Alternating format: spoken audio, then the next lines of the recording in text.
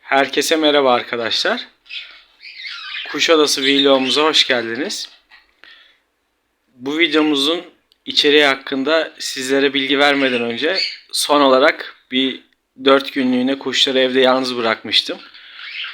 Olması gerekenden çok daha fazla suluk, yemlik, ballı kraker ve daldarı koymuştum.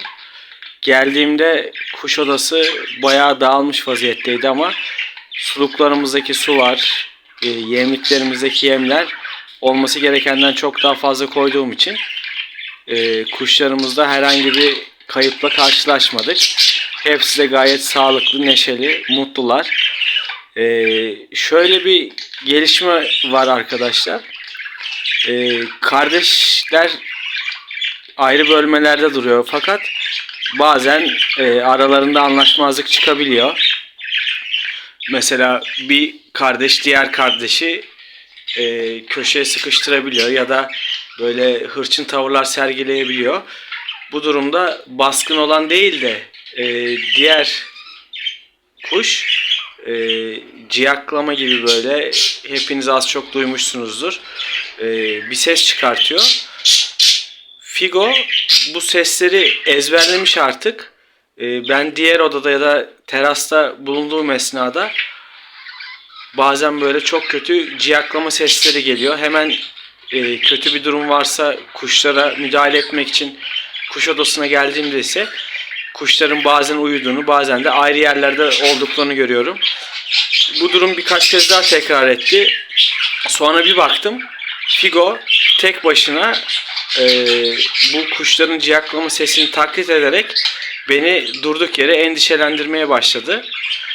Tabii Figo yavru kuşların bu ciyaklama seslerini öğrenirken yavrular da Figo'nun ötüşlerini ezberlemiş. Yani herkes birbirini taklit ediyor şu anda.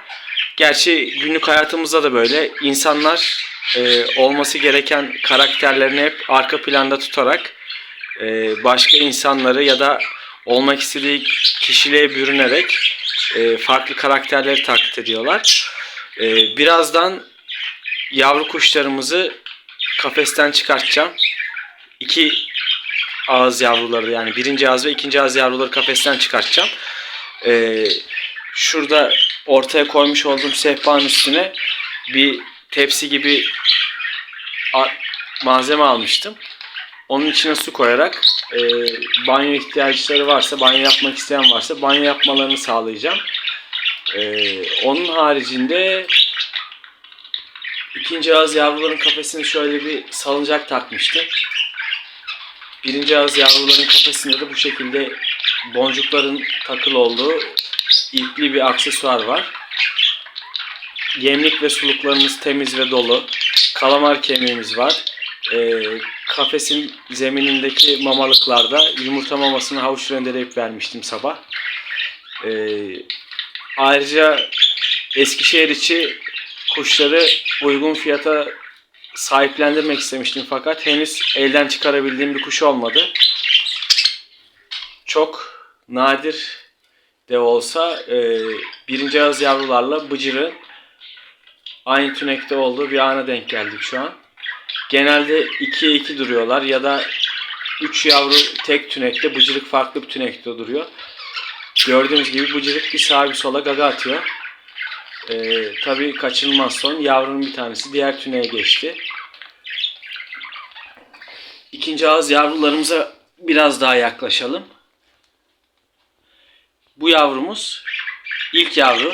Yani ikinci ağız yavrulardan ilk çıkan. Şöyle bakarsam şu an arkada görmüş olduğunuzda ikinci ağız yavruların en küçüğü, yumurtadan en son çıkan kardeş. Yani netlemeye çalıştım ama netleyemedim. Şöyle tekrar deneyeyim. Hepsi de çok tatlı, güzel kuşlar. Videomuzun bu kısmını burada sonlandırıp kuşları dışarı kafeslerinden dışarı çıkartıp tekrar devam edeceğiz arkadaşlar. Bir yere ayrılmayın. Evet arkadaşlar, Figo ve Dino'nun 3. ağız yavrularından ilk yumurtamızdan yavru çıkımı gerçekleşti. Çok fazla Dino'yu rahatsız etmek ve yumurtaların sıcaklığını soğutmak istemiyorum ama kısa bir video çekip diğer video ile birleştireceğim inşallah. Tüm yumurtalardan yavru çıkımı gerçekleştikten sonra folluk temizliğine geçeceğim. Bugün ilk yavru çıkması nedeniyle sindirim sisteminin çalışması ve dışkı sorunu olmaması adına, yani yavrunun dışkısını rahatlıkla yapabilmesi adına Figo ve Dino'nun kafesine elma parçaları koydum. Yuvalı kapağını kapatıp kafese geçiyorum hemen. Gördüğünüz gibi arkadaşlar, kafes zeminindeki mamalığa elma dilimleri koydum. Bu elma dilimleri anne ve baba tarafından yumurtadan çıkmış yavruya kusuluyor ve böylece yavrunun dışkı sorunu ortadan kalkıyor. Sindirimi kolay çalışıyor. Dalları koymuştum. Suluğu temiz, yemlikleri dolu. Kalamar kemiği de mevcut. Zaten şu an yumurta oluşumu bittiği için, yani daha fazla yumurta çıkmayacağı için kalamar kemiğine çok fazla ihtiyaç yok gibi görünse de yine de kalsiyum ihtiyaçlarını karşılamak açısından kafesten çıkartmadım. Bunun haricinde genelde kakasını yapmak için Dino kafesten çıkıyor. Onun haricinde yumurtalar üzerine yatmaya devam ediyor. Figo da her fırsatta yem, elma, dalları ile kendini besleyerek daha sonra yuvalığa girerek Dino'ya kusuyor. Anne, baba ve yuvalık hakkındaki bilgilerimiz şu an için bu kadar. Burada ise Chico'yu görmektesiniz.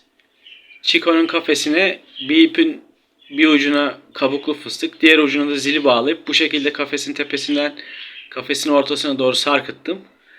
Evde olmadığım ya da onu kafesten çıkarmadığım zamanlarda fıstıkla, zille oynuyor. Onlara bazen kur yapıyor, yem kusuyor, konuşuyor.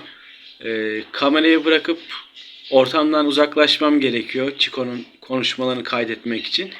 Bu şekilde kayıt esnasında hem telefon hem de ben de kendisine yakın olduğum için her zaman konuşmalarını yakalayamıyorum, denk getiremiyorum. Gördüğünüz gibi bir ayağıyla bu şekilde fıstığa tutunup diğer ayağı tünekteyken tünekle çiftleşiyormuş gibi hareketler yapıyor. Daha önce Dino'yu ilk aldığımda beceremediği için artık Chico'yu çiftleştirme adına herhangi bir girişimde bulunmuyorum. Fıstık ve zili böyle asmamdaki diğer amaç da tünekle de olsa fiziksel olarak rahatlamasını sağlamak. Chico'nun yeni konuşmaları için hala çalışmalarımız devam ediyor.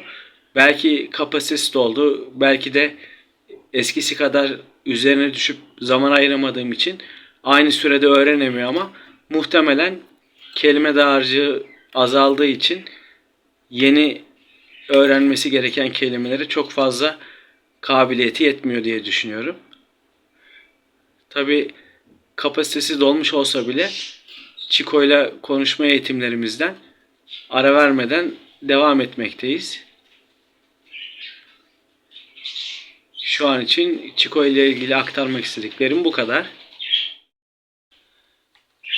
Şu an bütün yavrular ve bıcırık ağız birliği yapmış gibi perde ve tüle konuyorlar. Her saldığımda ilk 15-20 dakikalar bu şekilde perde ve tül kemirme şeklinde bir etkinliğe dönüşüyor. Burada kimin hangisinin neresini ısırdığı hiç belli değil. Biri diğerinin ayağını, diğeri öbürünün kuyruğunu, kanadını. Hepsi birbirinin bir tarafını ısırıyor ve bayağı güzel vakit geçiriyorlar. Tabi canı yanı için vaktin çok güzel geçtiğini söylemek mümkün değil. Buna da yakın zamanda bir çözüm bulacağım inşallah. Yani tül ve perdeyi sökmeden onları eğiterek bu şekilde vakit geçirmemelerini sağlamayı düşünüyorum, ama diğer taraftan da büyüyen ailemizdeki bazı kuşları elimden çıkartarak sayıyı düşürmek istediğim için bıcırık ve diğer yavruların eğitimlerine çok fazla vakit ayırmıyorum. Hani onları sahiplendirebilirsem yeni sahipleri tarafından eğitim görmeleri ve alışmalarını istiyorum. Yani kafes dışındaki vakitlerin çoğunu bu şekilde perdede geçiriyorlar. Şöyle göstereyim.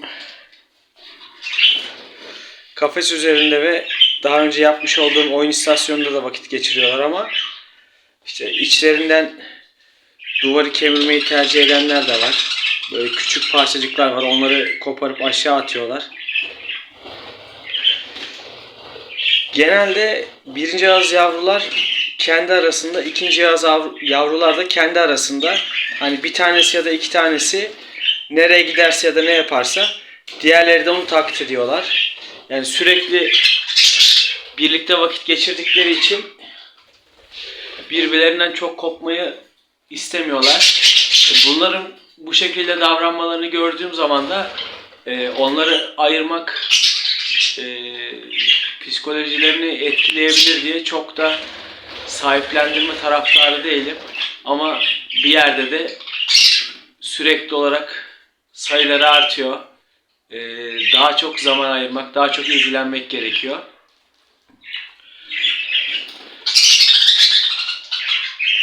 Yani perdeyi bilerek bu şekilde çektim. Hem odanın aydınlanması için hem de hepsinin tutanabileceği alanın azalması için. Şu an ilk ağız yavrulardan bir tanesi telefona geldi. Gel bakalım. Sen de mi telefoncu oldun? Heh. Bak, poz ver bakalım şöyle güzel. Mesela ilk ağız yavrular banyoya daha alışkınlardı. Şimdi bakalım suya girmek isteyecek mi? Bak, banyo hazırladım sizin için. Sen girersen kardeşlerin de girecek. Tabii korkuyorlar.